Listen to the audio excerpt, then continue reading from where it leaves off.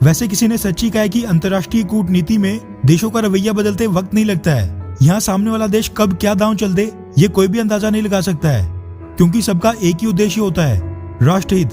लेकिन इसका ये मतलब नहीं कि सभी देश आए दिन बदलते रहते हैं। आज भी कई वेस्टर्न और नाटो संगठन के लोकतांत्रिक देश कोल्ड वॉर के समय से ही एकजुट खड़े हैं। ठीक वैसे ही भारत ने भी रशिया के साथ कई दशकों तक एक सदाबहार समय देखा, जहां दोनों देशों के संबंध दिन दोगुने और रात चौगुने मजबूत होते गए। मगर सोवियत संघ के पतन के बाद जो रशिया उभर कर सामने आया है, क्या वो वही रशिया है जिसने 1971 के भारत पाकिस्तान युद्ध के समय भारत की मदद करने के लिए अमेरिका और ब्रिटेन के खिलाफ अपनी न्यूक्लियर सबमरीन्स तक उतार दी थी, और वहीं चाइना को भी डरा धमकाकर भारत को समर्थन दिया था।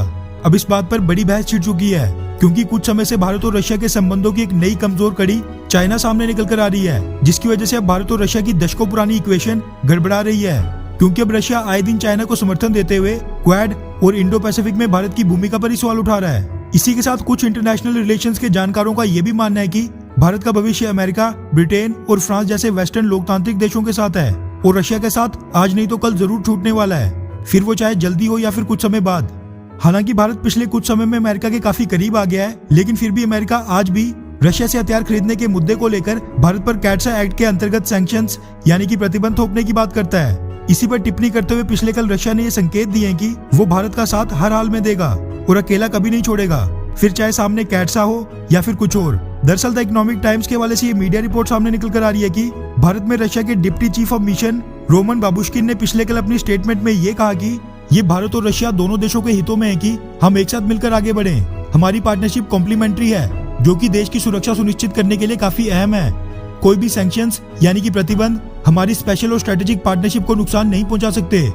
रोमन बाबुश्किन का ये बयान अमेरिका की स्टेटमेंट के ठीक एक दिन बाद आया है, जिसमें अमेरिका ने भारत को सुझाव दिया था कि भारत रशिया से बड़ी हथियारों की डील करने से बचे, वरना जो बाइडेन प्रशासन को भारत पर प्रतिबंध लगाने ही पड़ेंगे।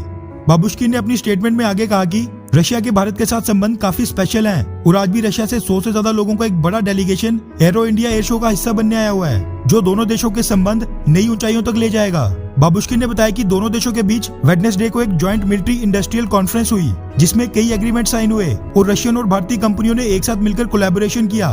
उन्होंने कहा कि हमारी डिफेंस कॉपरेशन दोनों देशों के म्यूचुअल इंटरेस्ट, कंसिस्टेंस और कंटिन्यूटी पर आधारित है, और अब भारत और रशिया दोनों देश बड़ी जल्द मिलिट्री लॉजिस्टिक्स शेयरिंग पैक्ट भी साइन करने वाले हैं।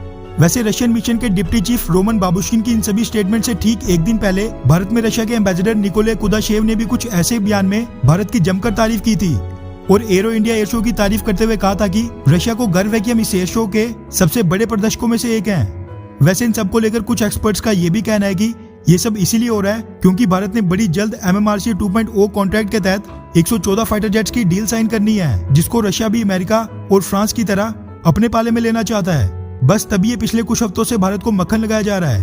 खैर, अंतर्राष्ट्रीय कूटनीति में कभी भी कुछ भी हो सकता है। वैसे आपको दोनों में से कौन सा देश पसंद है, अमेरिका या फिर रशिया?